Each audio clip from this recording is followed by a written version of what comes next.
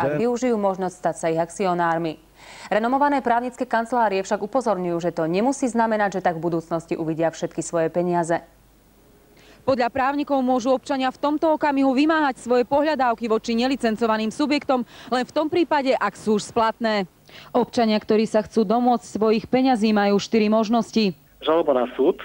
Tá je však nevýhodná, lebo občan potrebuje peniaze na právnika a súdny poplatok. Vyhráte rozsudok, avšak nie je isté, či dostanete peniaze. Ďalšou možnosťou, ktorú neodporúča, je trestné konanie. Treťou možnosťou je návrh na konkurs. Možno u Drukosu AGV nič nerieši, pretože je to veľké riziko, že väčšina peniazy alebo všetky peniaze dostanú banky, alebo teda to percento uspokojenia bude strašne nízke. Na bežného občana sa nedostane vôbec. Konkurs by však mohol byť najrýchlejším riešením v prípade, ak sa v spoločnostiach nenachádza reálny majetok. Ak zasa občania pristúpia na to, aby sa stali akcionármi týchto nelicencovaných spoločností, hrozia im tiež rôzne riziká. Jednotliví vkladatelia, ktorí sú teda vystupujú ako veriteľia, v súčasnosti sa stanú akcionármi, čiže spoluvlastníkmi spoločnosti a teda už nebudú mať status veriteľa a teda nebudú môcť ani uplatniť svoju pohľadávku voči dlžníkovi. Ďalším rizikom je hodnota ich budúcich akcií. Je veľký predpoklad, že tá reálna hodnota akcií bude značne nižšia a bude mať klesajúcu tendenciu. Ideálnym riešením bolo, pokiaľ chcú a tvrdia, že ide o reálne podnikanie, reálny biznis, nech preukážu, aké majetky, aký veľký majetok reálny je vo firmách, ktorých ponúkajú akcie. Podľa neho by tento majetok mali ohodnotiť nezávislí audítori. Asi by štát mal robiť niečo, pretože de facto trpel tejto spoločnosti niekoľko rokov. Čiže v tomto prípade by ste vy navrhovali, aby jednoducho štát vstúpil do tých spoločností, ohodnotil celú tú spoločnosť? To by bolo asi najvhodnejšie, aby to mal pod kontrolou a následne ľudia by mohli splnomocniť či už cez združenia, alebo by nominovali niekoho. Právnici sa zhodujú, nelicencované subjekty majú zmluvy s občanmi veľmi dobre právne ošetrené. Riziko, že skrachujú a občania prídu minimálne o časť svojich vkladov, je veľmi veľké. Helena Hubková, televízia Markíza. Pád všetkých troch najväčších nelicencovaných subjektov výrazne ovplyvní predvolebnú kampaň na Slovensku. Zhodujú sa na tom sociológovia i ekonómovia. Niektorí z nich nevylučujú, že situácia v Horizonte, Drukose a spoločnosti AGV priamo súvisí s parlamentnými voľbami. Suma, ktorú ľudia do spoločnosti vložili, sa pritom vyšplhala nad 10 miliárd. V mnohých prípadoch ľudia do týchto spoločností vložili svoje celoživotné úspory. Vinu za dnešnú situáciu však nehľadajú majiteľov firiem, ale začína sa tvrdý boj s vládou, od ktorej žiadajú vyplatenie náhrady vkladov. Samozrejme je veľmi otázne, čo môže urobiť vlastne nátlaková skupina, ktorá bude vytvorená na základe týchto potenciálnych občianskych združení. Politológovia upozorňujú, že pád nelicencovaných subjektov budú pri svojej kampani využívať politické strany. Ekonómovia zase varujú pred špekulantami, ktorí budú chcieť od ľudí skupovať pohľadávky. Na nešťastie ľudí sa vlastne priživia mnohí a tí, ktorí majú maslo na hlave, tak vlastne budú chcieť sa očistiť. Zastavenie činnosti nelicencovaných subjektov pritom ekonómovia očakávali. Nemyslia si však, že sa to výrazne prejaví vo fungovaní makroekonomiky. Do veľkej miery by ju ale mohlo vplyvniť spolitizovanie celého problému. Toto je dosť vážna vec a môže mať politické následky a potom druhotne aj ekonomické. Prípadné vyplatenie klientov spoločnosti, ktoré vláda na teraz odmieta, by pritom podľa odborníkov znamenalo precedens. Akékoľvek vyplácanie by vytváralo ďalší morálny hazard v takýchto spoločnostiach. By to bolo nefér zo strany tých, ktorí neinvestovali, nakoľko by sa museli zložiť zo svojich daní na vyplatenie tých ľudí, ktorí investovali a prišli o peňažné prostriedky. Koľko peňazí skončilo v nelicencovaných subjektoch, nikto povedať presne nevie. Podľa odhadov Asociácie správcovských spoločností však môže byť aj po víkendových udalostiach ohrozených asi 20 miliárd korún. Katarína Ševčíková, televízia Markíza. Už viac ako týždeň sú vzťahy medzi Slovenskou televíziou a parlamentným mediálnym výborom. Pred pobočkami nebankových inštitúcií AGV a Drukos Výnos dnes po celom Slovensku postávali skupinky rozhorčených klientov. Kým pobočky AGV boli celý deň otvorené, zákazníkov Drukosu Výnos čakali zatvorené dvere a na nich písomný oznam s telefónnymi číslami, na ktorých môžu dostať informácie. AGV ani Drukos Výnos zatiaľ nevedia svojim klientom povedať nič konkrétne, hlavne to niekedy dostanú peniaze. Majitelia oboch spoločností síce priznávajú, že nemajú peniaze, aby klientov okamžite vyplatili, sľubujú im však ako protihodnotu akcie svojich firiem. Tvrdia, že akcie sú dostatočne kryté majetkom. Klienti sú zatiaľ viac menej trpezliví a dúfajú, že svoje peniaze dostanú späť. Čo vás viedlo k tomu, aby ste sa rozhodli investovať do takejto firmy? Čo ma viedlo k tomu? Viedol ma k tomu náš pán premiér, keď slúbil zrast platov, raz toľko. A keď tu slúbili tiež také pekné veci, tak som aj pánu premiérovi naletel, aj týmto som naletel. Veríte, že ešte peniaze dostanete naspäť? Samozrejme, že verím, však predsa není možné, aby si ich niekto zobral. Čo urobíte, ak predsa len tie peniaze nebudú? Musia byť. Musia byť. A koho za to viníte? To je zločinecká organizácia potom, ne? Koho viníte za tento stav? Vládu. A máte už nejak premyslené niečo, a čo urobíte, keď predsa tie peniaze nebudú? No neviem si to ani predstaviť, však to boli naše celoživotné úspory. Človek takto musí dopadnúť, čo za celý život si pár korún ušporí a že vyjde na takéto niečo. My sme tam mali už 6 rokov a furt nám to fungovalo. Situácia pred pobočkami AGV a Drukosu bola dnes viac menej pokojná. Klienti ešte väčšinou veria, že svoje peniaze dostanú späť. Odborníci sú však skeptickejší. Zatiaľ je ťažké odhadnúť skutočnú hodnotu majetku týchto firiem, ktorý by mohol slúžiť na uspokojenie nárokov klientov. Kristína Félová, Slovenská televízia. Občania za vzniknutú situáciu, keď sa zatiaľ nevedia dostať k svojim peniazom, vinia predovšetkým vládu. Tá podľa nich nedostatočne kontroluje činnosť nebankových subjektov. Od klientov nebankových subjektov čoraz častejšie počuť, že vláda by im mala pomôcť a odškodniť ich. Odškodnenie by však mohlo byť nebezpečným precedensom, keďže na Slovensku ešte pôsobí asi 20 takýchto pochybných firiem. Vláda tvrdí, že urobila dostatočné kroky, aby obmedzila priestor na podnikanie nebankových inštitúcií, zakázať ich však nemôže. Ide totiž o súkromné firmy. Nepripada do úvahy, aby z peňazí daňových poplatníkov štát vyplácal ľuďom, ktorí riskovali a išli do tohto rizika, dovolím si povedať, vedome, alebo aspoň mali to vedieť. Je absolútne neprimerané a voči ostatným občanom, ktorí tieto služby nevyužívali, vlastne diskriminačné, aby ľudia, ktorí vlastne prišli takto svojou nezodpovednosťou, svoje vlastné finančné prostriedky, žiadali vládu, aby tieto ich vklady vlastne zo štátneho rozpočtu vyplatila. Finančnými problémami Horizontu a BMG Invest vyvolala reťazovú reakciu aj ostatných nebankových subjektov. A toto mala vláda predvídať. Centrálna banka nemala zo zákona dosah na tieto firmy. Už je neskoro na danú debatu, keďže je reálnym faktom, že tieto spoločnosti sa dostali do veľkých problémov, že im hrozí konkurs.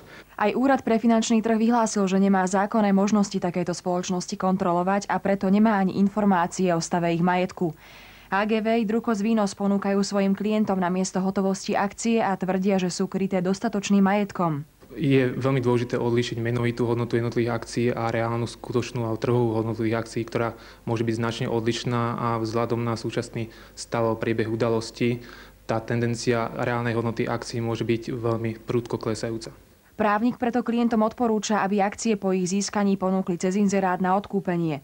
Majitelia AGV k Drukosu zatiaľ tvrdia, že oni sami budú chcieť tieto akcie kúpiť späť. Tá prevoditeľnosť akcií, ak aj bude realizovateľná, ak bude dovolená, tak myslím, že záujem o tieto akcie zrejme nebude veľký. Situácia okolo nebankových subjektov bude zrejme predmetom politických rokovaní. SNS už avizovala, že požiada o zvolanie mimoriadnej schôdze parlamentu. Situáciu monitorujú aj orgány činné v trestnom konaní. Prezídium Fondu národného majetku dnes odložilo rozhodnutie o privatizácii slovenských lodeníc spoločností. Podľa podpredsedu vlády Ivana Mikloša štát nemôže preberať zodpovednosť za subjekty, ktoré realizovali rizikové podnikanie a boli mimo kontroly Úradu pre finančný trh. Podľa podpredsedu vlády štát preberá zodpovednosť len za banky a licencované subjekty, ktorých činnosť môže regulovať. Podľa Ivana Mikloša vláda urobila dostatočné opatrenia, aby zabezpečila reguláciu nebankových subjektov. Po prijatí zákona o cenných papieroch a investičných službách sa rozdelili nebankové subjekty na licencované a nelicencované. Preto treba podľa neho rozoznávať nebankové subjekty aj z tohto hľadiska. Existujú iné nebankové subjekty, ktoré ale sú licencované, u ktorých toto riziko nehrozí alebo je radovo nižšie práve preto, že sú licencované Úradom pre finančný trh. Z týchto dôvodov štát nemôže podľa Ivana Mikloša preberať zodpovednosť za hospodárenie spoločností, ktoré neboli pod dohľadom štátu. Tuto išlo o nelicencované, z čoho vlastne vyplýva hlavný dôvod, prečo štát nepreberal a nemohol preberať dôsledky z zlého alebo rizikového podnikania takýchto subjektov. Podľa podpredsedu vlády sú momentálne kritické reakcie neopodstatnené. Vláda na investície do rizikových aktív upozorňovala podľa neho už v kampani v roku 2000. Výčitky na vládu a na štát v tomto zmysle nepovažujem za opodstatnené, pretože štát preberá záruky nad vkladmi v bankách, kde je to dané zákonom, a nad vkladmi v licencovaných spoločnostiach. Súčasnou situáciou sa podľa podpredsedu vlády zaoberá ministerstvo vnútra a iné kompetentné orgány. Peter Kováčik, TA3.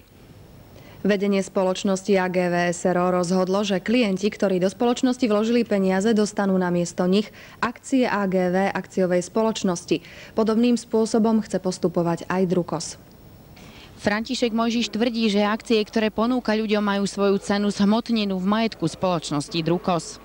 Za tými akciami sa skrývajú reálne hodnoty, ktorými sú napríklad peniaze Drukos AS na účte, ktorými sú zásoby, ktorými sú hmotný investičný majetok, budovy, stroje, nehnuteľnosti a tak ďalej, ktorými sú napríklad leasingové pohľadávky, ktorými sú komfort pohľadávky, express pohľadávky a tak ďalej a tak ďalej.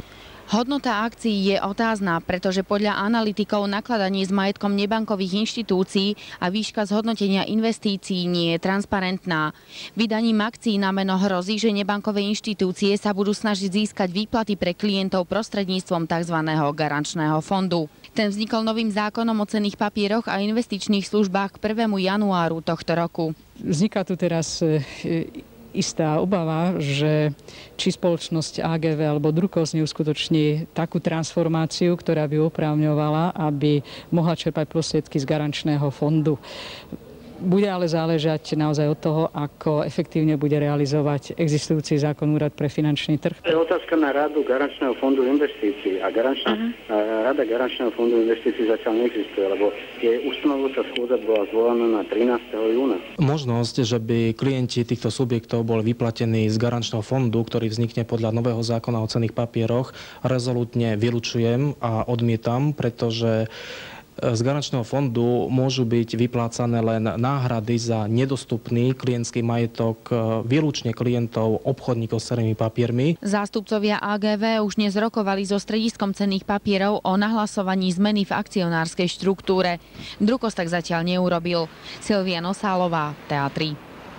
Po problémoch Drukosu a AGV s okamžitým vyplácaním klientov pristupuje k prerušeniu plynulého vyplácania vkladov a výnosov aj košická firma SAS Slovensko.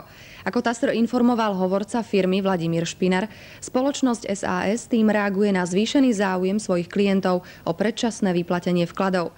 Počet klientov i objem vkladov do ich spoločnosti odmietol konkretizovať. Zástupcovia asociácie správcovských spoločností pritom odhadujú, že SAS vyzbierala od občanov asi 500 miliónov korún. Situácia v nebankových subjektoch AGV a Drukos, najmä po nedávnych skúsenostiach z BMG Invest a Horizont, rozpútala kolotoč politických reakcií. Poslanci za Slovenskú národnú stranu žiadajú predsedu parlamentu o zvolanie mimoriadnej schôdze zákonodárneho zboru, na ktorej by sa vyvodili dôsledky voči ústavným činiteľom, ktorí podľa SNS zanedbali svoje povinnosti, a voči orgánom činným v trestnom konaní, ktoré vraj nekonali. Názory politikov v otázke zodpovednosti za pád nebankových podnikov sa rôznia.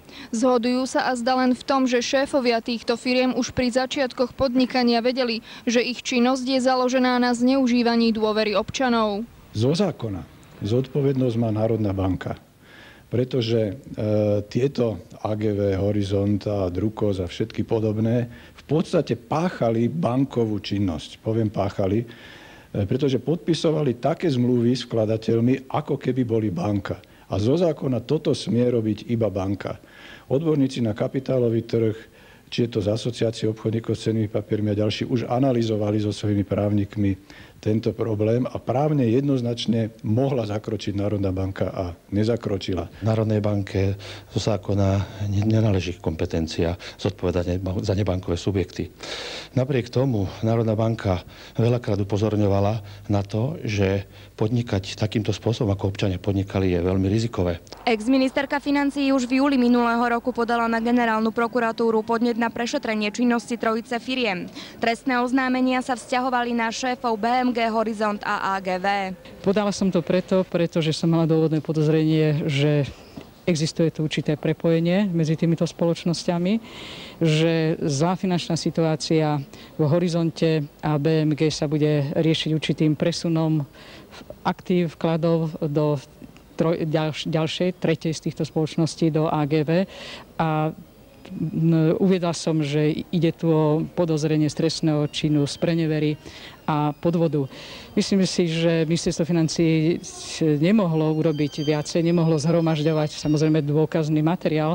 To už je úloha, ktorá bola na orgánoch vyšetrovacích a je pre mňa určitým prekvapením, že dneska po takmer 3/4 roku sa hovorí o tom, že orgány činné v trestnom konaní neboli schopné zhromaždiť dostatok dôkazového materiálu. Pani ministerka, nech sa radšej zamyslí, čo urobilo ministerstvo financií a kontrolné orgány, najmä pokiaľ ide o úrad dozoru nad peňažným trhom, a nech neposudzuje, čo môže a čo nemôže prokuratúra. Prokuratúra nie je od toho, aby sa miešala do kompetencií finančnej polície.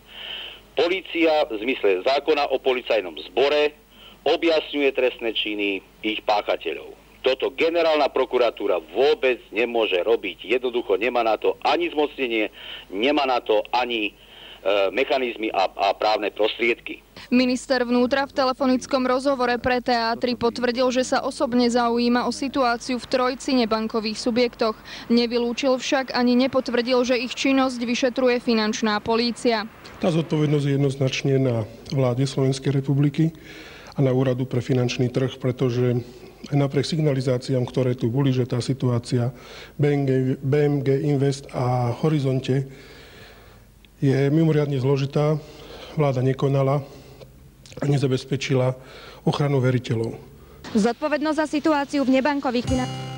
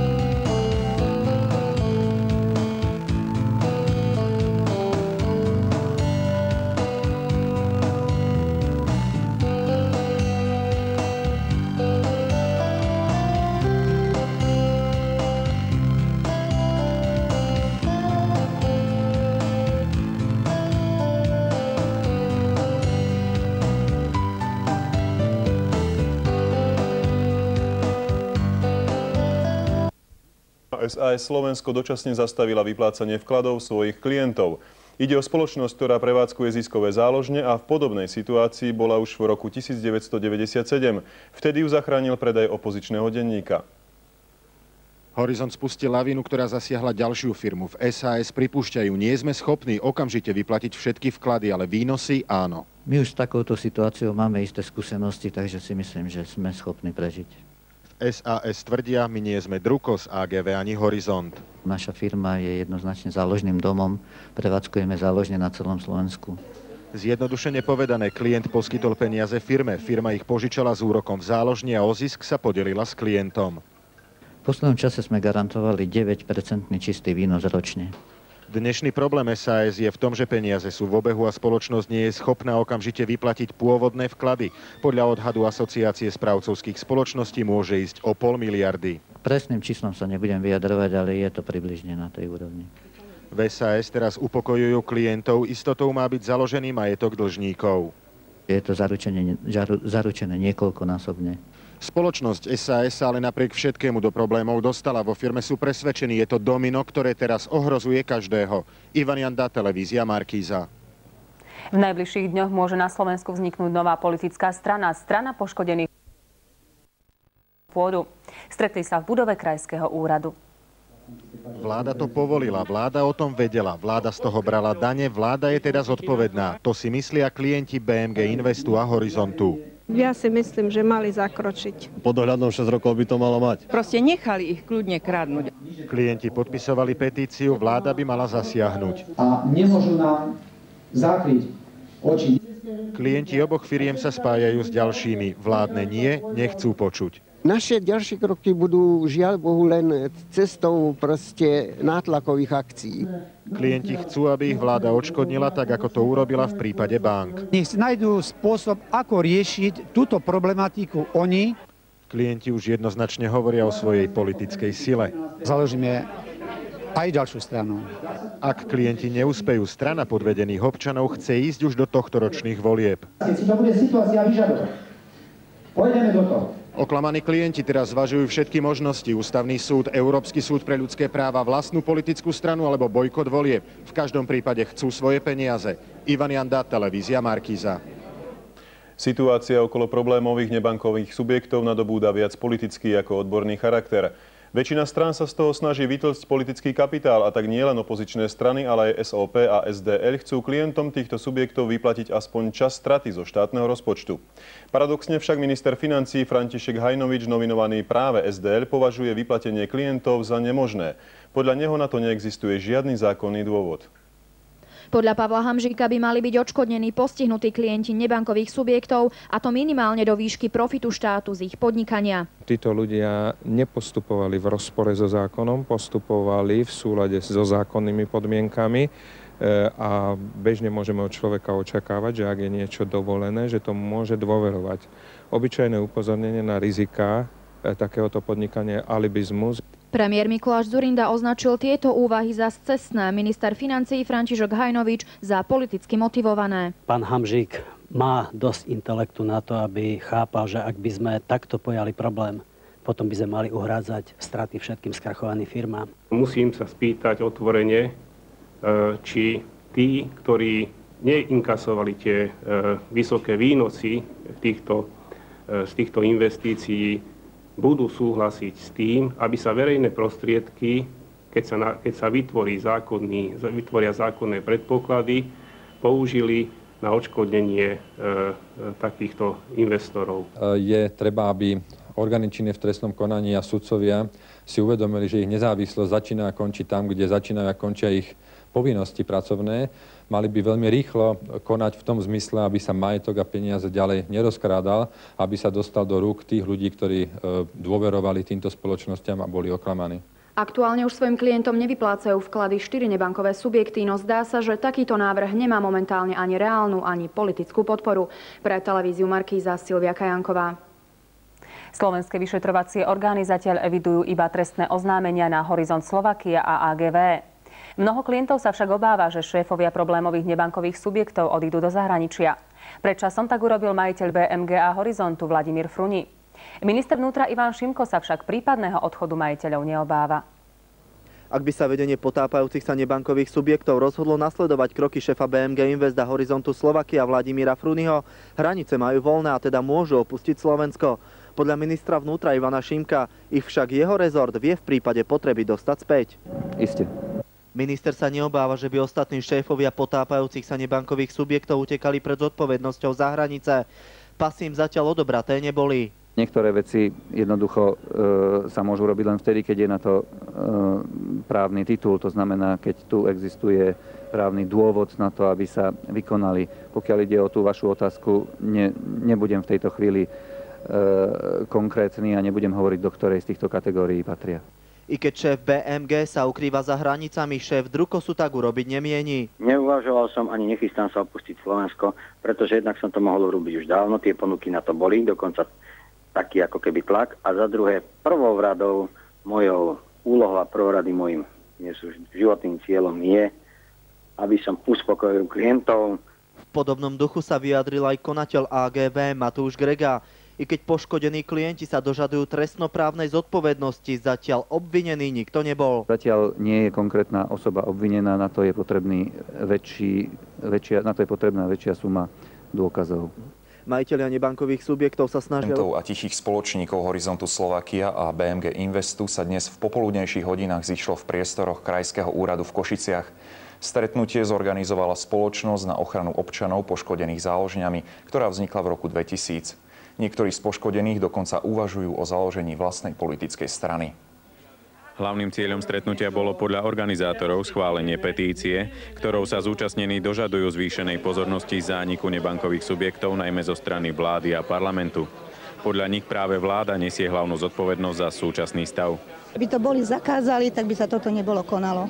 Prvá vláda, aj tá, ktorá príde, budú zodpovedné za to. Väčšina z účastníkov dnešného zhromaždenia odmietla osobnú zodpovednosť za vzniknutú situáciu. Vklady do nebankových spoločností na rozdiel od bank nie sú zo zákona vôbec chránené. Odškodnenie klientov preto podľa väčšiny vládnej koalície neprichádza do úvahy. Napriek tomu z SOP, časti SDL, ako aj z radou národniarov sa ozývajú hlasy, že poškodeným by mal štát pomôcť. Áno, minimálne vo výške toho prospechu, ktorý spôsobenia týchto nebankových subjektov získal štát, teda vo výške daní, ktoré boli vybrané. Podobný názor má aj Pavol Koncoš. Na takéto riešenie by sa však museli poskladať všetci občania, daňoví poplatníci. Potom, ak by sme takto sa stávali problémom, ktorákoľvek firma, ktorá skončila v konkurze, by mohla prísť a povedať, veď my sme roky platili štátu dane, tak nás teda vykúpte. Čo to je za nezmysel? Čo to je za populizmus? Situáciou okolo nebankových subjektov sa zrejme bude zaoberať vláda už zajtra. SNS žiada o zvolanie mimoriadnej schôdze parlamentu. Problém okolo nebankových subjektov nadobúda čoraz viac politický a predvolebný charakter. To zrejme nedodá na politickej stabilite a hlavne nie na stabilite vládnej koalície. Kristýna Félová a Stano Lažo, Slovenská televízia. Prípadmi nebankových subjektov sa zaoberajú aj orgány činné v trestnom konaní. Dnes sa minister vnútra Ivan Šimko stretol s generálnym prokurátorom Milanom Hanzelom, policajným prezidentom Pavlom Zajacom a vyšetrovateľmi. Témou porady bolo aj prijatie opatrení, ktoré majú zabrániť tunelovaniu nebankových spoločností. Z peňazí, ktoré v nich ostali, sa totiž budú uspokojovať poškodení klienti. Doteraz vyšetrovatelia začali trestné konanie v 14 slovenských nebankových subjektoch. V 4 z nich zatiaľ nevzniesli obvinenie voči konkrétnym osobám. Stíhajú 17 ľudí. Suma, ktorou nebankové inštitúcie poškodili občanov, sa odhaduje na 3 miliardy 200 miliónov korún. Podľa všetkého je ale oveľa väčšia. Začiatkom februára sa začalo trestné konanie aj v rámci spoločnosti Horizont Slovakia a BMG Invest. Celkový počet poškodených zatiaľ vyšetrovatelia nepoznajú.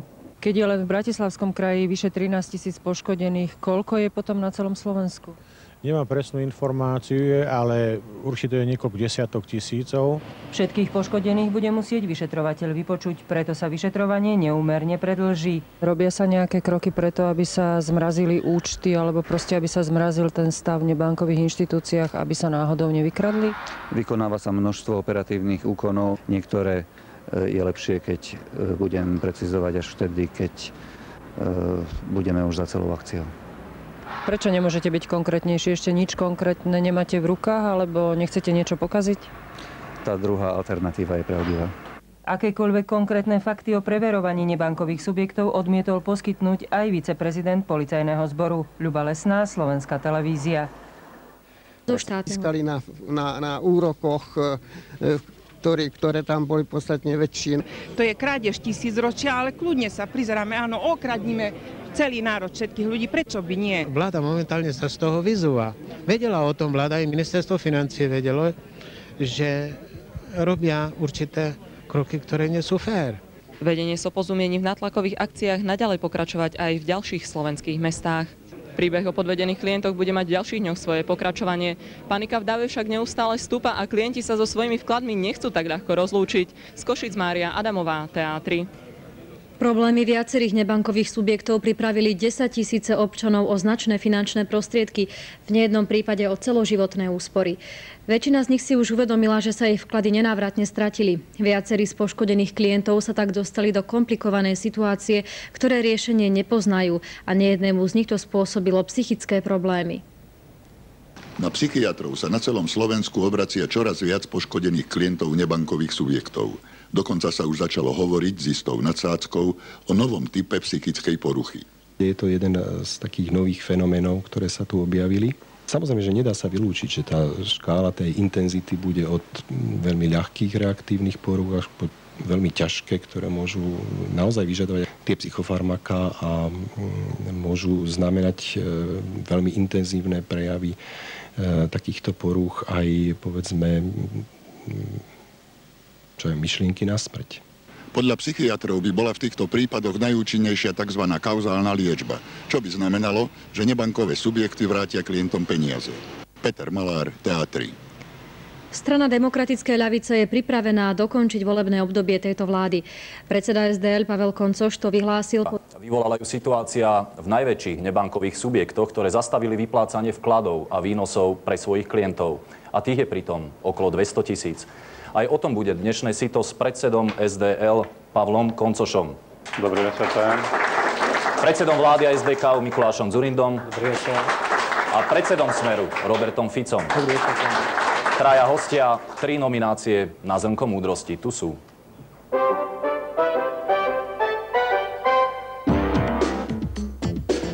Po opici sa vraj jedia uhorky. Čo keby Koncoš zo pár kyslých rozdal? Vladimír Mečiar, predseda HZDS a jeho hodnotenie aktuálnej situácie v SDL. Vedenie národňárov sa tak pričinilo o povznesenie SNS, ako ja o povznesenie Marsu. Ján Slota, predseda pravej SNS.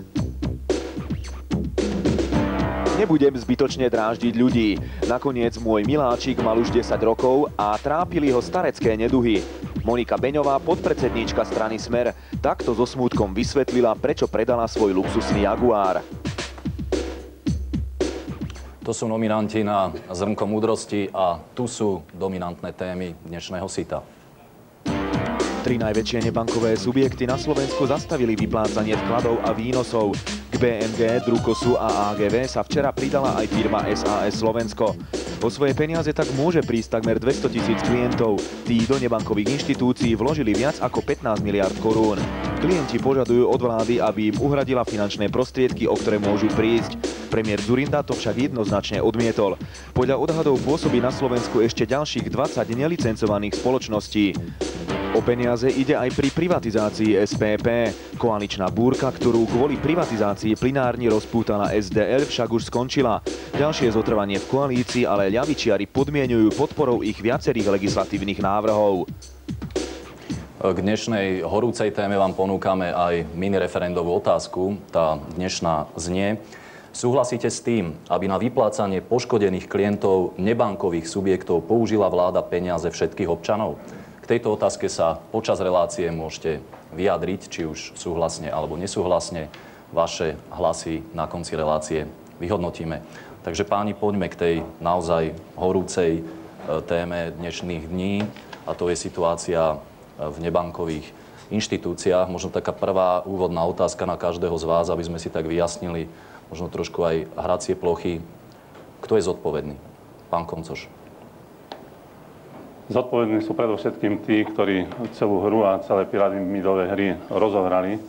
Ale samozrejme, zodpovednosť treba hľadať aj vo vládach, ktoré pôsobili počas existencie týchto fondov. Nazdávam sa, že zodpovednosť treba hľadať aj na ministerstve financií, ktoré sa sústreďovalo viackrát na menej podstatné problémy a menej podstatné zákony. A takéto zásadné problémy, ako si unikali Veď nakoniec pôsobenie týchto fondov bolo známe a výnosy, ktoré sľubovali väčšinou okolo 30%, alebo dokonca viac ako 30%, nemuseli nikoho nechať na pochybách, že sa jedná o pyramidové hry.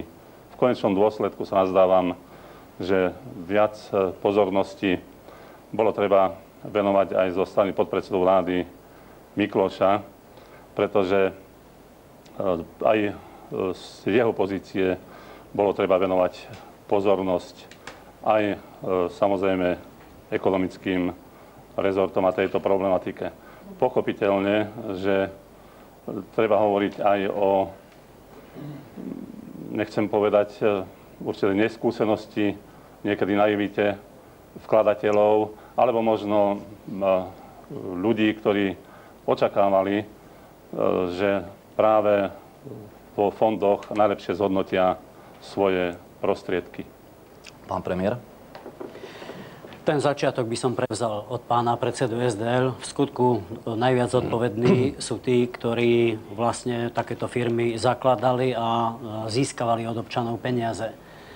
Dnes je o mnoho viac jasnejšie, myslím, aj mnohým tým, ktorí sú sklamaní a ktorých je mi aj ľúto, že možno naleteli. Ale je evidentné, že išlo o riskantnú hru a že aj tí, ktorí vkladali, boli si vedomí toho, že ide o takúto riskantnú hru. Pravdou je aj to, že zodpovední sú tí, ktorí možno včas nezachytili legislatívne tento priestor a neobmedzili ho, nezúžili ho a vlastne až vláda od jary 1999 ho začala zužovať. Parlament si vyžiadal odo mňa informáciu pred niekoľkými dňami. Ja som tejto informácii popísal, ako sa správala súčasná vláda od začiatku roku 1999, keď postupne legislatívne, ale aj informačnou kampaňou tento priestor zužovala. Je nespravodlivé spomínať vicepremiéra Mikloša. Pán predseda SDL veľmi dobre vie, že platí kompetenčný zákon a kompetenčný zákon jasne hovorí, kto je za čo zodpovedný. Rola vicepremiéra pre ekonomiku je rola, kde predovšetkým je potrebné formulovať hospodárskú politiku. Prvýkrát Slovensko za našej vlády má strednodobú koncepciu. Nebudeme tu obhajovať pána Mikloša. Ale musel som to povedať. Pán Fico? Predovšetkým musím konštatovať, že pán premiér trošku zmiernil retoriku, pretože na úvod celej tejto aféry poslal najskôr poškodených do elektry v Trenčianskych Tepliciach, teda kde sa majú dožadovať svojich práv. Myslím si, že to bolo veľmi cynické, ako bolo cynické povedať ženám v Čaci, že si majú sadnúť na bicykel a vybicyklovať si svoje práva, ako ste si vy vybicyklovali post predsedu vlády. Ja len hovorím, že ten cynizmus nebol naozaj na mieste. Netreba týmto ľuďom ani nadávať, ani im robiť zle. Myslím si, že tu bola jedna masívna reklamná kampaň, ktorá presvedčila ľudí o takomto podnikaní a ľudia jednoducho na takúto masívnu kampaň išli. Myslím si, že pán Dzurinda ako predseda súčasnej vlády si môže podať ruky s pánom Mečiarom, pretože začalo to v roku 1997, ale bohužiaľ táto vláda neurobila žiadne kontrolné páky ani žiadne kontrolné mechanizmy, ktoré by umožnili, aby to jednoducho nejakým spôsobom prestalo. Vy ste si svoje ruku vyťahli, pán Fico? Nakoniec... Boli ste súčasťou vládnej koalície, takisto. Myslím si, že v roku 1998 až 1999 boli veci trošku inak, ako boli v roku 1999 na konci alebo v roku 2000. Takže rovnako aj v roku 97 boli inak ako v roku 98. Tam... Pán Krajcer, skúste ma nechať niekedy povedať 3 súvislé vety, pretože ak necháte mojich kolegov, skúste nechať mňa, ešte som nedokončil. Chcem jednoducho povedať, že prvý, kto vlastne začal túto pyramidovú hru, bol pán Dzurinda. Jemu naleteli ľudia, keď povedal, že 100% výnos budú mať z miest. No tak potom bodaj by neuverili nejakej masívnej reklamnej kampani, ktorá hovorila o iba 30% výnose alebo povedzme o 40% výnose. Chcem vážne povedať, že to naozaj mohlo vláde vyhovovať. Nakoniec sú konkrétne informácie o prepojení rôznych skupín mediálnych. Môžem hovoriť povedzme o reklamnej agentúre Soriagre, môžem hovoriť o Markante, čo je dvorná agentúra SDKU a o prepojení týchto reklamných agentúr na niektoré blízke firmy, pokiaľ ide o BMG, Horizont a ďalšie nebankové subjekty, ktoré pôsobili v tejto... Teraz vás musím tak Donár zastaviť. A pán Flašík. Ježišmaria, zase som prehral som fľašu, pretože ja som sa stavil, že nespomeniete fľašíka, tak vám posiela vám pohľadnicu, že pánovi premiérovi spozerám, nech sa páči. Ďakujem veľmi pekne, je to veľmi šarmantné, ale pán Fico nezostáva dlžný svojej povesti. Cynizmus je to, akým spôsobom sa tejto témy chytá on. Pán Fico je dlhé roky vo vrcholnej politike, dnes hýri múdrosťou, on rozumie všetkému, ale za celé tie roky, ktoré je vo vrcholnej politike, neprišiel s jediným upozornením, čo sú to za spoločnosti, ako riskujú a so šarmom a demagógiou jemu vlastným prehliada napríklad muža, ktorý je mu absolútne najbližší, ktorý mu slúbil, že urobí z vody Coca-Colu, tak ja to pripomeniem a tých lístkov tu môže pribudnúť. Pán Flašík 17. apríla roku 2001 doslova povedal: fakt, že väčšinu lukratívnych zákaziek od HZDS získal Donar, je neodškriepiteľný. Prečítam to aj Markíze. Dobre. Bol to klientelizmus či lobizmus. Takto sa pán Flašík priznáva. Priznávam, keby HZDS voľby nevyhralo, nemám nič. Pán Fico, urobte si poriadok vo vlastnej politickej strane. Povedzte pánu Flašíkovi, že keď takto klientelisticky a lobisticky získal majetky, nech im vráti a aspoň tým chudákom, ktorí naleteli, niečo z toho zostane. Urobte si najprv poriadok vo svojej vlastnej rodine. A my sa zase vrátime k téme, ktorú sme dnes nastolili. Ale predsa len, pán Fico, jedna poznámka, lebo vy ste tu vyslovili určité podozrenia vo vzťahu k SDK. Konkrétne ste spomínali jednu agentúru, ktorá má byť blízka niektorým z tých nebankových subjektov. Vy teda tvrdíte, že SDK má nejaké prepojenie? Odpovedajte. Ja som počúval jednu z účastníček tejto diskusie. Slušnosťou je, keď sa chcete opýtať, máte možnosť sa... Pardon, nemáte mikrofón. Môžete sa prihlásiť a dostanete priestor na otázku. A ja vám podám mikrofón, lebo na televíznych obrazovkách vás nikto nepočuje. Bohužiaľ. Akurát vidia, ako otvárate ústa. Nech sa páči. Robili sme si analýzu rôznych firiem, ktoré boli v blízkosti, či už BMG alebo Horizontu, a nakoniec sa ukázali jasné prepojenia na niektoré médiá, ktoré sú blízko vládnej koalícii. Ja som nakoniec povedal veľmi tesné prepojenie blízkych firiem k BNB a Horizontu na túto reklamnú agentúru. Spomenuli ste konkrétne SDK. Ale hovorím o dvornej agentúre, o markantnej dvorná agentúra SDK. Takže ja len otváram otázku, že či to tejto vláde nevyhovovalo, pretože obrovské množstvo peňazí sa točilo v reklamách, obrovské množstvo peňazí išlo do médií a jednoducho nikto to nezastavil. Pán Krajcer, v Českej republike bola podobná situácia.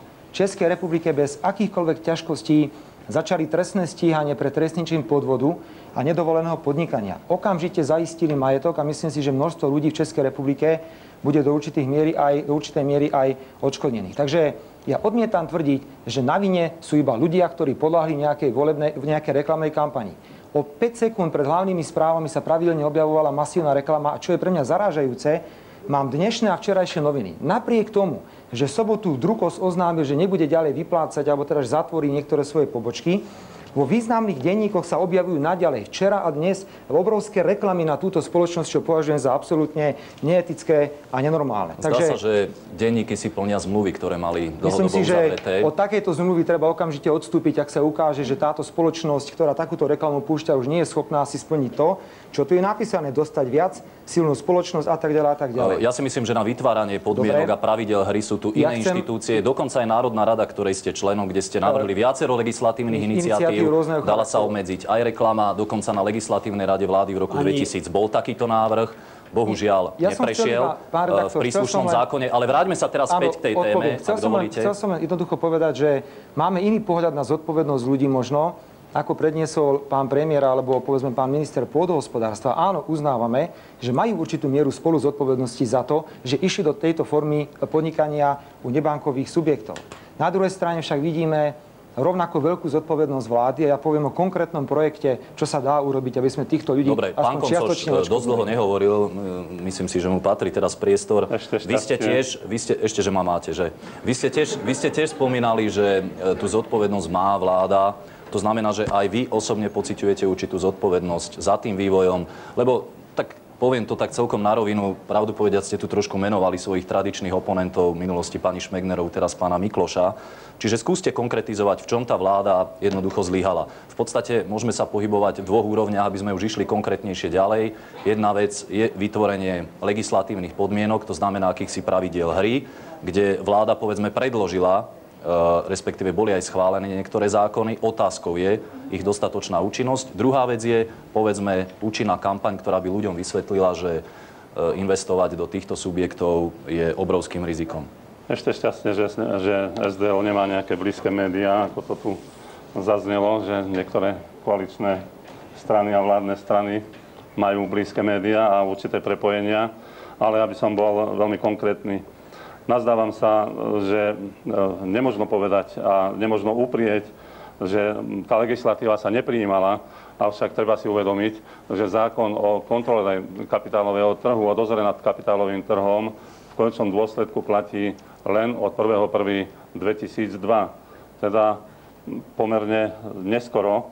A je to jeden zo zákonov, ktorý skutočne bolo treba iniciovať a prijímať skôr. Tu vidím veľkú medzeru. Ale treba povedať, že aj v súčasnosti, a ja súhlasím, že je absurdné, že v tejto situácii ešte stále beží reklama, dokonca i v niektorých elektronických médiách, na fondy, ktoré sú už v podstate vytunelované a ktoré sú skrachované. Tu sa nazdám, že už mal konať úrad pre dozor nad finančným trhom a bolo treba jednoznačne zastaviť. Ale nazdávam sa, že bolo treba konať aj z pozície ministerstva vnútra napríklad, lebo je zaujímavé, že majitelia alebo konatelia týchto fondov sa objavia na obrazovke v čase, keď už sa vie, že poškodili svojim konaním a možno povedať podvodným konaním. Dostaneme sa aj k tým možným výsledkom vyšetrovania. Len opäť jedna poznámka. Váš stranický kolega, pán Fogaš, ktorý vedie legislatívnu radu vlády v roku 2000, pri predložení príslušného návrhu zákona mal možnosť obmedziť zadávanie reklamy do médií. Nestalo sa tak, mohlo sa to udiať. Čiže také zhadzovanie zodpovednosti za médiá asi nie je celkom tým správnym pohľadom. Pán premiér, pravdou je, že vláda urobila určité legislatívne opatrenia. Na druhej strane je pravdou aj to, že Úrad pre finančný trh nedávno priznal, respektíve tvrdí, že nemá možnosť dozorovať činnosť nelicencovaných nebankových subjektov. Napriek niektorým legislatívnym opatreniam, nebudeme hovoriť konkrétne, ktoré sa urobili. Nemáte pocit, že vláda predsa len možno trošku podcenila tú situáciu vzhľadom na informácie, ktoré tu už boli niekoľko rokov, že tu riziko možného krachu týchto spoločností existuje?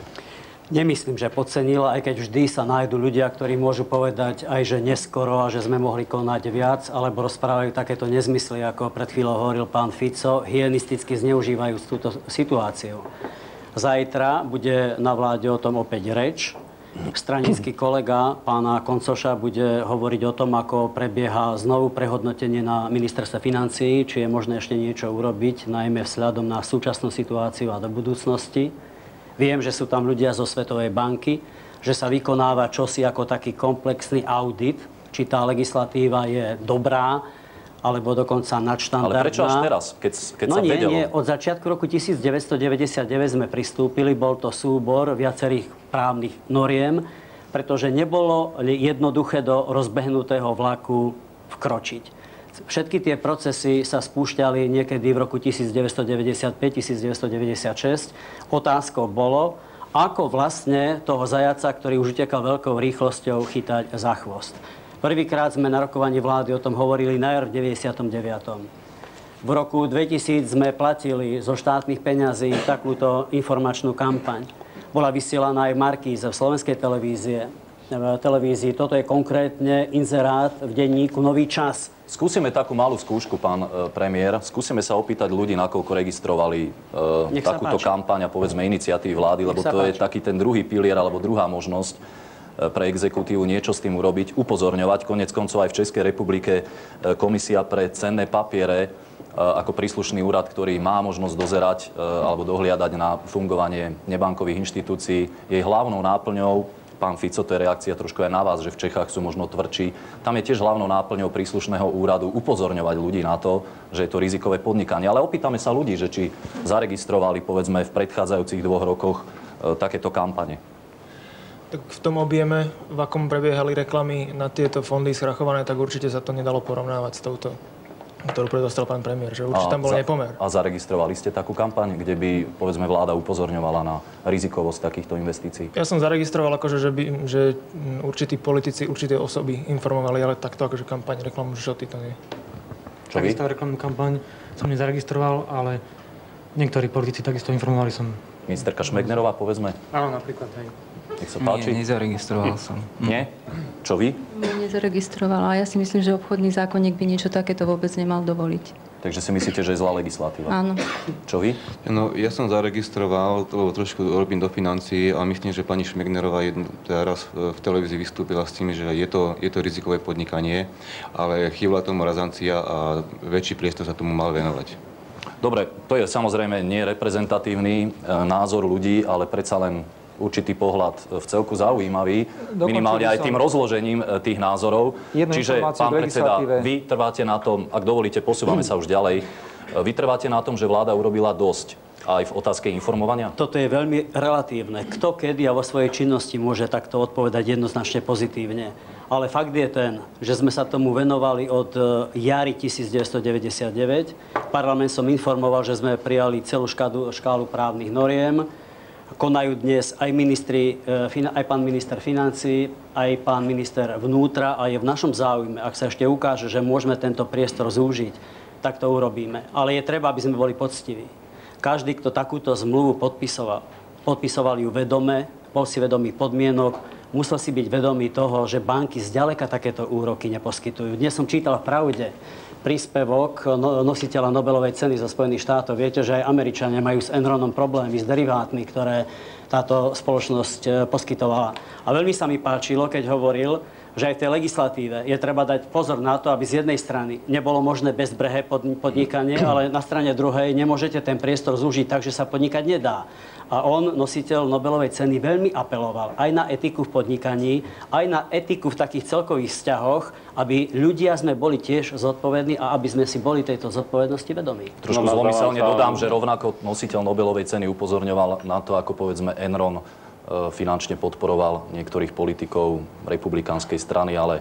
Áno, aj to som tam čítal, ale toto nie je pyramidové hry nemôžno označiť za podnikanie predsa. Dobre, páni, ideme ďalej a skúsime dať odpovede už konkrétne. Nebudeme sa teraz hádať o tom, čo... Nie, nebudeme sa hádať o nič, samozrejme, len myslím si, že ak bolo niečo povedané o nositeľovi Nobelovej ceny, pravdepodobne mal pán premiér na mysli profesora Štiglica, ktorý povedal aj inú zaujímavú vec.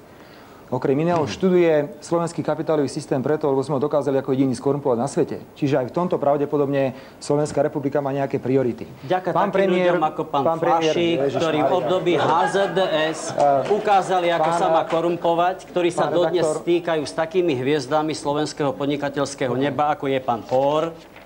A potom sa vyhovárajú, že oni sa ani nestretli.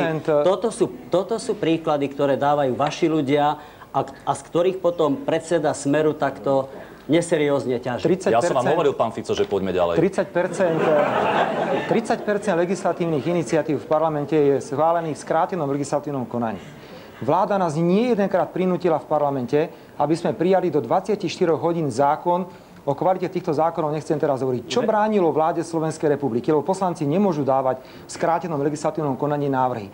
Prečo vláda neprišla, ak 30% všetkých zákonov za posledné 3 roky dala v skrátenom konaní s nejakým návrhom a nepovedala: páni, poďme to upraviť. Ak sme na cigarety dokázali napísať: fajčenie škodí zdraviu, a nútime miliónové tabakové firmy na takéto upozornenie, prečo nemohla byť v televízii pod nejakou reklamou Drukosu alebo BMG: vážení občania, pozor, tu sú obrovské riziká pre vaše podnikanie. To by bolo férové v takomto prípade. Prečo ty, ktorý všetko vieš, si nedal jediný legislatívny návrh v tejto oblasti? Dal som 16 návrhov zákonov, z ktorých bolo 11 prijatých. Ale dnes je kopu nešťastia. Ľudia sú veľmi nespokojní, nešťastní, na vláde máte 300 legislatívcov. A do takejto citlivej témy ty si nezasiahol a dnes zase len ukazuješ, ako ty si najmúdrejší, ty všetko vieš. Dobre. Všetci sú zlí. Budeme pokračovať po relácii. Dokážeš ťažiť aj z nešťastia ľudí. Toto je seriózne. Pán premiér. Skúsme teraz trošku ísť ďalej a možno aj ponúknuť taký pohľad aj na možné riešenie alebo ten vývoj situácie ľuďom, najmä tým poškodeným. Pán Koncoš, myslíte si, že, lebo tie možnosti sú samozrejme viaceré, ale aj mnohí analytici sa obávajú, že tá situácia skončí zle. To znamená, že je pravdepodobnosť, že tieto spoločnosti môžu skrachovať. Aký vývoj očakávate? Ten vývoj samozrejme bude veľmi zložitý, ak nezasiahne už v zmysle platných zákonov, platnej legislatívy štátna moc. A myslím si, že zasiahnuť... O úlohe štátu sa ešte budeme baviť. Len aký odhad dávate tej situácii vzhľadom na informácie, ktoré máte k dispozícii?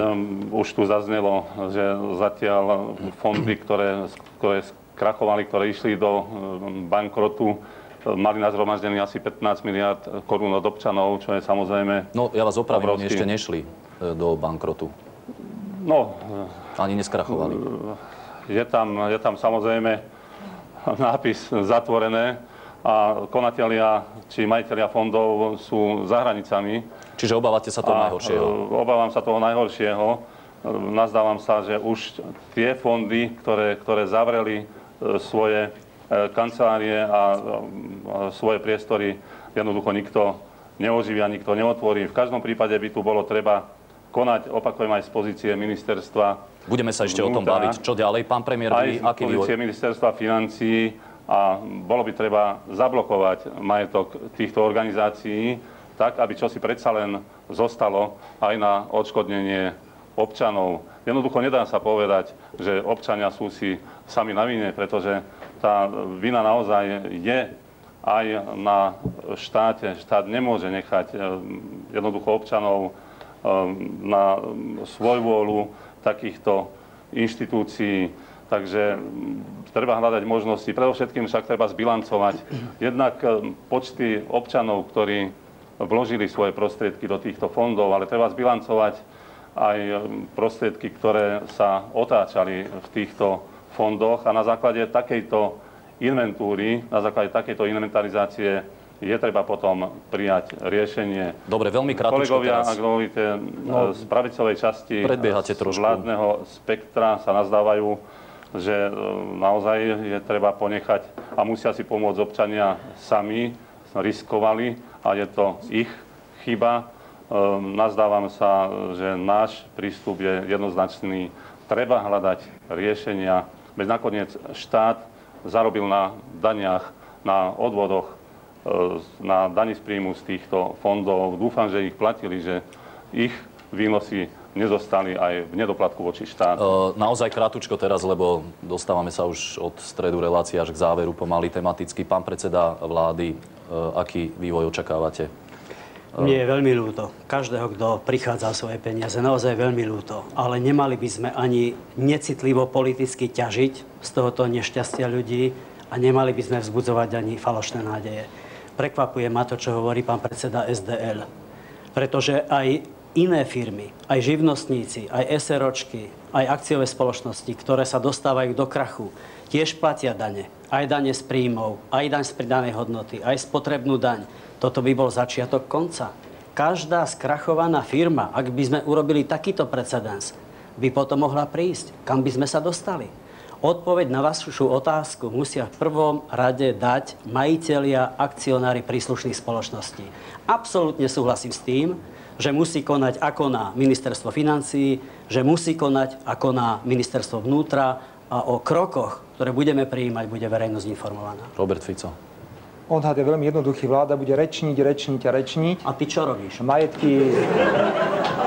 Strácate nervy, pán premiér. Trošku vás poprosím, už dávno som sa tak dávno nebavil. Aby ste sa trošku ovládali, preboha. Veď ste predseda vlády Slovenskej republiky. Ale nie. Všetko je Chcem povedať, že vláda bude rečniť až toľko, kým všetci neujdu s tými majetkami alebo to nerozpredajú. Naozaj v 30 sekundách, pán redaktor, myslím si, že máme presné právne normy, ktoré môžeme použiť. Existuje paragraf 47 trestného poriadku zaistenie nároku poškodeného. V tomto okamihu už malo ministerstvo vnútra začať prostredníctvom vyšetrovateľov trestné stíhanie pre trestný čin podvodu. V tomto okamihu už mohol prokurátor v prípravnom konaní zaistiť celý majetok páchateľa, alebo teda podozrivého zo spáchania trestného činu, a to až do výšky náhrady škody, ktorá jednoducho by prichádzala do úvahy. Myslím si, že nič takéto sa nedeje a po poučeniach, ktoré sme mali s prvými dvoma spoločnosťami BMG a Horizont, sa takéto kroky mali okamžite urobiť. Krátko, pán premiér, deje sa či nie? Deje sa, samozrejme, pán Fico nič nerobí celé týždne, len ukazuje, ako sa z vody robí Coca-Cola, pozýva si fan klub, ako som videl aj na začiatku. Toto nie je seriózna politika. Takýto voluntarizmus, on chce zavádzať poriadok a právny štát. Pán generálny prokurátor zajtra ti vysvetlí, aké nezmysly hovoríš. Konajú príslušné orgány v tomto štáte na to určené, ale sa to musí diať podľa zákonov v rámci právneho. Čo zaisťovanie majetku, zaisťovanie osôb, ktoré sú zodpovedné, majitelia, konatelia týchto firiem, jeden už je v zahraničí. Na to všetko sú potrebné jednoducho právne kroky, konkrétne dôkazy. Ak dôkazy sú, tak sa sú už nejaké trestné stíhania konkrétnych osôb? Pán minister vnútra alebo orgány na toto ustanovené v štáte budú na tieto otázky. Ale vy máte nepochybne čerstvé informácie. Ale vyšetrovateľ je nezávislou osobou, bude včas informovať. Keď bolo treba stíhať Moniku Beňovú, tak to nebolo príliš. Nech sa páči divácka otázka. Nech sa páči. Dobrý večer, prajem. Chcel by som sa spýtať pána premiéra. Dá sa podľa vás vyčítať ľuďom, že naleteli sľubom o 30-40% výnosoch, keď vy ste im slúbili 100% zvýšenie platov a oni vám uverili? Viete čo, ale opakujete otázku. Prečo som to čítal? Pretože vy ste neodpovedal na tú otázku, ktorú vám položil jeden z dvoch Viete, pane, do očí bije, že pán Fico si tu priniesol fanklub. Do očí to. Nie, nejde o pána Fica ani o fanklub. Do očí to bije, nezneužívajte nešťastie ľudí. Ja som nepovedal to, čo bolo vo vašej otázke. Mne je nesmierne ľúto týchto ľudí. Nesmierne. Ale takto sa to riešiť nedá. Že budeme vytlkať hygienistický politický kapitál z nešťastia ľudí? Veď to všetko sa tu zakladalo v rokoch 95-96. Pán premiér, vy ste to nevidel? Čo ste 3,5 roka predseda vlády. Ale veď sme konali. Vy ste konali? Veď sme konali. Od začiatku roku 1999, ale ľudia začínali dávať peniaze. Napríklad dnes som si prečítal výpis z rozhovoru, alebo z dialógu, ktorý prebieha na internete. A doslova jeden z účastníkov tohto dialógu píše, v roku 96 som vložil 100 000 korún. V januári 2002 mi vyplatili 582 000 korún. Stihol som to včas. Mal som šťastie a cítim sa veľmi dobre. Ďakujem všetkým, ako ste sa mi na to krásne vyskladali. Ide si kúpiť Volkswagen Polo. To je nešťastie. Ale v roku 96 vložil 100 000 korún. Kde si sa tá pyramída spúšťala? Ďalšia a my otázka. sme mohli len postupne ten hrací priestor zrušovať. Ďalšia otázka, nech sa páči. Pán Dzurinda, je tu na otázka, že či teda štát, alebo respektíve vláda vyplatí ľuďom, ktorí prišli peniaze v BMG a Horizonte. Vy ste už niekoľko razy garantovali, že to štát neurobí, s čím ja osobne súhlasím. Je mi tých ľudí skutočne veľmi ľúto, ale ja nesúhlasím, aby z našich daní boli vyplácaní hazardéri. To v tom prípade môžeme vyplatiť všetkých, čo prehrali v lotériách.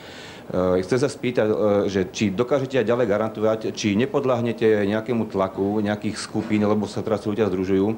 A vieme, že potrebujete aj vy body, potrebujete preferencie. Či dokážete zagarantovať celému Slovensku ľuďom, ktorí nepodľahli takýmto hačikom, alebo jak to mám povedať, návnadám, lákavým, či dokážete zagarantovať, že nebudete vytlkať politický kapitál na týchto ľuďoch. Ďakujeme za otázku, nech sa páči, pán premiér. Áno, môžem to garantovať. Vy ste to povedali veľmi presne. Ešte raz poviem, ako mi je ľúto. Ja viem, že mnohí ľudia dúfali a verili, že ich to minie. Možno mnohí aj v dobrej viere. Ale je to naozaj tak. Či sa poskladajú tí, ktorí neriskovali, na straty tých, ktorí riskovali. Či povedzme na to Polo, na ten Volkswagen, na ten autiak, sa poskladajú len tí, ktorí hrali, alebo aj na ďalšie automobily a ďalšie straty sa budú skladať tí, ktorí neriskovali. Dneska už niekoľko, by som povedal, nezávislých poradenských firiem. Dneska to ľudia musia vedieť, treba sa jednoducho poradiť. Nič to nestojí a majú do dispozícii kdekoľvek, len treba sa opýtať. Toto doporučujem každému a keď potrebujete poradiť sa, obráťte na nezávislú poradenskú firmu. Ďakujem. Som rád, že ste nemenovali. Poďme teraz ale k tejto téme, lebo je pravdou, že aj niektorí predstavitelia vládnej koalície vyzývajú k tomu, aby vláda uhradila prípadné straty pre občanov. Pán Koncoš, v tomto duchu ste sa vyjadrili aj vy. Prečo? V každom prípade si myslím, že nemožno označiť všetkých ľudí, ktorí investovali do fondov za hazardérov. Aj v súvislosti s tým, čo tu odznelo z reklamou, či štát robil určitú antireklamu a či upozorňoval. Áno, upozorňoval, ale štát predsa svojimi výdavkami nemôže súťažiť s takýmito podvodnými firmami, ktoré jednoducho silou kapitálu nazhromaždeného od občanov prevážia vklady štátu do takejto reklamy alebo antireklamy, ktorá upozorňuje občanov. Prečo má štát, respektíve vláda, vyplatiť peniaze ľuďom, ktorí riskovali v tejto investícii? Lebo treba si uvedomiť, že čo človek, to osud, niekedy tie osudy veľmi zložité a mnohí v nádeji, že predsa len tých pár percent úrokov získajú, že si prilepšia, vložili svoje posledné úspory, možno celoživotné, a zostali im oči preplač. Nemyslíte si, že v tomto prípade by potom sa mali vyjadriť aj tí, ktorí sa tiež budú proste na vyplatenie týchto peňazí skladať? To znamená všetci tí ostatní, ktorí jednoducho nevstupovali do tohto biznisu a neinvestovali tie peniaze, lebo oni to jednoducho budú musieť zaplatiť. Štát peniaze nemá. To sú len peniaze, ktoré vláda nejakým spôsobom spravuje. Samozrejme, že je to zložitá otázka, ale už som hovoril aj o tom, že štát má možnosti ako zablokovať tento majetok a ako práve s výťažkou tohoto majetku riešiť tie najzložitejšie, najpálčivejšie problémy, ktoré naozaj sa dotýkajú veľmi, veľmi nepriaznivo. Čiže nie, povedzme, z privatizácie SPP alebo podobne, ako zaznievajú niektoré hlasy. To by bolo to najjednoduchšie riešenie, ale nazdávam sa, že tie fondy predsa len určitý majetok mali. Oni časť získaného kapitálu, časť financií aj investovali. A opakujem ešte raz, je treba čím skôr uvaliť konkurs a čím skôr jednoducho zablokovať majetok týchto firm. Len krátka otázka, pán premiér, a potom dostane priestor pán Fico. Je aspoň zabezpečené to, že nedochádza k prevodom majetku v týchto spoločnostiach? Lebo pravdou je, že aj v prípadnom konkurze by sa mohli nejaké peniaze získať na odškodnenie tých ľudí, ktorí o peniaze možno prídu. Od prvého dňa, keď sa objavili problémy, som požiadal pána ministra vnútra, aby orgány, ktoré máme v tomto štáte ustanovené, aby konali. Ale mali by sme byť veľmi citliví.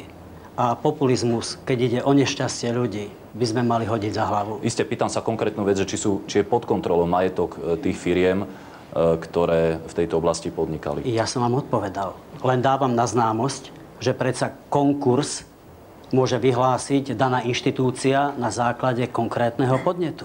Je treba, aby sme sa pohybovali presne v duchu zákonov, aby sme, nedaj Bože, sa nepohrávali so zoštátňovaním, pretože to by bol tiež začiatok konca. Naše zákony jasne hovoria, kto je účastníkom konania. Nezabúdajme, že ide o súkromné firmy. Nezabúdajme, že ide o konkrétnych akcionárov, že ide o konkrétnych veriteľov. Na druhej strane možno aj podozrivých z nie celkom legálnej podnikateľskej činnosti. Hovorím o kontrole, nehovorím o vyvlastnení. Máme na to inštitúcie a myslím si, Čiže je situácia pod kontrolou. Orgány v tomto štáte na to určené, aby konali, konajú. A máte aj nejaké konkrétne zistenia od generálnej prokuratúry, od vyšetrovateľov, ktoré povedzme naznačujú, že bol porušovaný zákon? Nie je možné v tomto štádiu ešte o tom hovoriť. Pán Fico, k otázke prípadného uhrádzania zo strany štátu. Tak to určite pán predseda povie, samozrejme, ale typická replika. Myslím si, že pokiaľ ide o určitú formu odškodnenia ľudí, ktorí boli takto poškodení, my naozaj pripúšťame, že vláda má vysokú mieru zodpovednosti, preto oficiálne politické stanovisko Smeru, ktoré bolo prijaté ešte 10. februára, hovorí, že treba hľadať nejaké zdroje na čiastočné odškodnenie týchto ľudí. Súhlasím s tým, že by to nemalo ísť na úkor ostatných daňových poplatníkov, a treba hľadať iné zdroje. Ako sa to Konkurzné konanie, o ktorom hovorí pán premiér, je veľmi zdĺhavé a náročné. Naozaj, kým začne a kým skončí, celý majetok bude preč. Ja som poukázal na jeden zo spôsobov, akým postupovali v Českej republike. Dalo sa vzniesť obvinenie z trestného činu podvodu a okamžite sa dal zaistiť majetok týchto firiem. Myslím si, že, a to je náš postoj, ale bohužiaľ teraz ho nevieme ovplyvniť, pretože sme v opozícii. Pokiaľ sa nám podarí vstúpiť v septembri do vlády Slovenskej republiky, určite zriadíme fond na odškodnenie týchto ľudí. Aké tam budú príjmy do tohto fondu? Prvý príjem budú práve peniaze, ak vôbec budeme môcť speňažiť nejaký majetok, ktorý bude zaistený. Ak tomu vôbec dôjde, ja teda dúfam, že sa vláda rozhýbe a nejaký majetok bude zaistený. Po druhé si myslím, že treba využiť všetky racionalizačné opatrenia v rámci štátnej správy. Je to napríklad otázka rušenia niektorých ministerstiev. Napríklad dnes vôbec nepotrebujeme ministerstvo pre správu a privatizáciu národného majetku. Čiže hovoríte o peniazoch daňových poplatníkov, tých ostatných. Pozor, my je financovaná štátna hovoríme správa? O úsporách. Nehovoríme, že teraz máme navýšiť nejaké príjmy alebo výdavky zo štátneho ale kto tie peniaze dáva? A po tretie, tretí zdroj príjmu, pokiaľ by išlo o tento fond, by mohol byť zákon o preukazovaní pôvodu majetku, ktorý táto vláda momentálne odmieta, pretože naozaj na Slovensku je obrovské množstvo ľudí, ktorým by sa dalo na základe tohto zákona siahnuť na majetok. Samozrejme v normálnom súdnom konaní, tak ako to platí vo Veľkej Británii alebo to platí v Taliansku. A posledná veta k tomuto, ja si myslím, že všetci poškodení, pretože si uvedomujeme zodpovednosť vlády Slovenskej republiky, by mali posielať svoje požiadavky na úrad vlády Slovenskej republiky a my si ich tam potom v septembri nájdeme. Ja veľmi súhlasím. Pán Fico len ukazuje, aký je netrpezlivý, ako sa nevie dočkať a ja mu to zo srdca žičím. Len jeden ešte štvrtý zdroj by som tam doplnil. Klientelistický nadobudný majetok pána Fedora Flašíka a jeho priateľov, keďže tak dôverne sa rozpráva s pánom Pórom, na budúce, keby si priniesol k tomu podpisu aj podpis pána Vladimíra Póra. Ale trošku vážnejšie. Je mi nesmierne ľúto, s akým cynizmom dokáže pán Fico vzbudzovať nádeje ľudí, aké je to falošné, aké je to nepravdivé. Tadiaľ to cesta nevedie. To je krátkodobý populizmus, ktorý krátkodobo na niekoľko mesiacov prinesie percentá, ale je to absolútny švindel. Je to absolútne nereálne, čo hovorí. Takéto nádeje sú neseriózne, vzbudzovanie nereálnych očakávaní občanov. Dobre, je potrebné, aby sme skôr seriózne hovorili. V celku je zaujímavé a tiež tam dajme trošku aj racionálny rozmer do toho vyjadrovania sa tých istých postojov. Práve vaši dvaja stranickí kolegovia, ministri Hajnovič a Magvaši, povedzme v rozpore s vašimi predstavami, keď hovoríte, že by bolo treba odškodniť, aby štát teda vstúpil do toho odškodňovania, tvrdia, že na to neexistujú zákonné možnosti, aby sa niečo také udialo. Viete, lebo naozaj treba povedať, že v tejto chvíli je možno najjednoduchšie, ak to by to tým ľuďom nedoprial. Jednoducho im tie peniaze uhradiť, ale je tu istý legislatívny priestor a sú tu isté možnosti a predovšetkým sú tu ľudia, ktorí jednoducho s týmito riskantnými operáciami nemali nič spoločné a svojím spôsobom by sa jednoducho museli skladať na to odškodnenie, aj keď samozrejme nespochybňujeme tragickú situáciu mnohých rodín, ktoré bohužiaľ naleteli týmto subjektom. Treba úprimne povedať, že súčasná legislatíva neumožňuje a nekryje rizika pri vkladoch do týchto fondov, na rozdiel od vkladov do bank, ktoré podnikajú na základe zákona o bankách. Hovoril som niečo iné. Hovoril som o tom, že neexistuje zákonný rámec na to, aby štát vstupoval do procesu odškodňovania. Samozrejme, že ak sa chce, tak ak sa prijímali zákony v skrátenom legislatívnom konaní v iných prípadoch, tak veľmi rýchlo by sa príslušná legislatíva dala prijať v Národnej rade a vytvoriť rámec pre odškodnenie. Ja som hovoril, že nie sú kryté rizika v bankách. Takže naozaj je treba veľmi, veľmi citlivo zvažovať, aby sa našli možnosti, ako pomôcť naozaj tým, ktorí v dobrej viere, skutočne v dobrej viere vkladali prostriedky. Kroky vlády. Pochopiteľne je to zložité a zložité samotné rozlíšenie tých, ktorí možno zo špekulatívnych dôvodov vložili tam peniaze a tých... A to ako chcete rozlíšiť? Opakujem, je to zložité, ale nemožno povedať, že necháme to tak a nejdeme nič riešiť. Jednoducho, ak sa dajú hlavy dohromady, tak riešenie sa predsa vždy nájde. Dobre, pán premiér, len veľmi krátko, lebo už nám bohužiaľ neostáva čas aj na ďalšie možné témy. Konkrétne kroky vlády. V prvom rade, ako som už oznámil, konajú orgány činné v trestnom konaní. Ak došlo k tunelovaniu týchto firiem, k umelému vyberaniu majetku, platí obchodný zákonník, ktorý sme novelizovali a ktorého sa pani dožadovala. Tunelovanie týchto firiem už podľa súčasnej legislatívy je trestným činom. A orgány, ak zistia napríklad takéto okolnosti, nepochybne konať budú. Druhá línia je rezort financií, kde som povedal, že prebieha v súčasnosti taká rýchla, komplexná analýza aj v spolupráci so zahraničnými odborníkmi. Ak bude potrebná nejaká legislatívna úprava, tak samozrejme s ňou prídeme. Pán Fico, na vás otázka jedna konkrétna. Vy ste tým obhajcom a propagátorom poriadku. Koniec koncov už aj váš prvý predvolebný billboard je v tomto duchu. Spájate obuv Mikuláša Dzurindu respektíve jeho nohy s korupciou. Nohy pána Mečiara spájate s privatizáciou, vaše nohy spájate s poriadkom a hovoríte, že máte topánky značky Made in Slovakia, tak možno aj po tom, čo ste hovorili k poriadku, máte tie topánky značky Made in Slovakia? Áno, mám topánky značky Gábor, ktoré sa vyrábajú v Bánovciach nad Vrbavou, čiže Made in Slovakia. Naozaj sú 11, ale to nie je dôležité. Chcel by som dokončiť možno, pretože moji predrečníci mali možnosť čo si povedať k tomu odškodneniu. A ja som toho názoru, že by bolo nefér, keby sme teraz siahli peniaze na peniaze daňových poplatníkov iných, ktorí neboli v tomto podnikaní. Ale predsa dávame jasné postupy. Zaistíme okamžite majetok, ešte ak tam nejaký je. Ak ten majetok, ktorý sa momentálne nachádza v týchto nebankových subjektoch, okamžite zaistíme, tak bude dostatočné množstvo financií na čiastočné odškodnenie. Na úplné odškodnenie nebude. Dobre, ale stotožním sa s tým, že nie je možné na úkor daňových poplatníkov. Chcel by som sa opýtať pána Ficu, či je akcionárom v týchto firmách, či má právo dať konkurs. Na základe čoho s takou ľahkosťou vetra vzbudzuje takéto nereálne, absolútne populistické nádeje? Dobre, páni, je rozdiel medzi... Absolútne scestné. Je rozdiel, musím reagovať. A pán Fico sľubuje ľuďom z vody Coca-Colu. Dobre, páni, ďakujem pekne. Musím reagovať Mali ste priestor, povedali ste. Lebo to je tak ale jednou vetou. Je rozdiel medzi konkurzom, pán premiér, a trestným stíhaním. Prosím, robte aspoň rozdiel medzi trestným právom politickej a strany, že právom. zaistíme, že zoberieme. Paragraf 40. Dobre, v tomto sa nezhodnete. V tomto sa, páni, nezhodnete. Uvidíme, ako dopadlo hlasovanie k dnešnej minireferendovej otázke, ktorá znela: súhlasíte s tým, aby na vyplácanie poškodených klientov nebankových subjektov použila vláda peniaze všetkých občanov?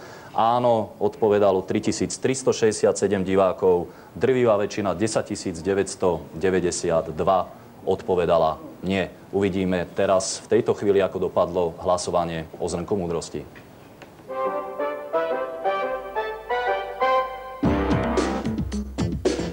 Po opici sa vraj jedia uhorky. Čo keby Koncoš zo pár kyslých rozdal? Vladimír Mečiar, predseda HZDS, a jeho hodnotenie aktuálnej situácie v SDL. Vedenie národňárov sa tak pričinilo o povznesenie SNS, ako ja o povznesenie Marsu. Ján Slota, predseda pravej SNS. Nebudem zbytočne dráždiť ľudí. Nakoniec môj miláčik mal už 10 rokov a trápili ho starecké neduhy. Monika Beňová, podpredsedníčka strany Smer, takto so smútkom vysvetlila, prečo predala svoj luxusný Jaguar. Ján Slota je jednoducho v tejto súťaži neporaziteľný. Opäť zvíťazil a ja mu už vlastne ani nebudem hovoriť, že radšej hamovať ako banovať. Opäť získava zrnko múdrosti. Je tu záver relácie. Ďakujem našim hosťom, ktorými dnes večer boli Pavel Koncoš, Mikuláš Dzurinda a Robert Fico. Ďakujem vám, ďakujem aj vám. Dovidenia na budúce.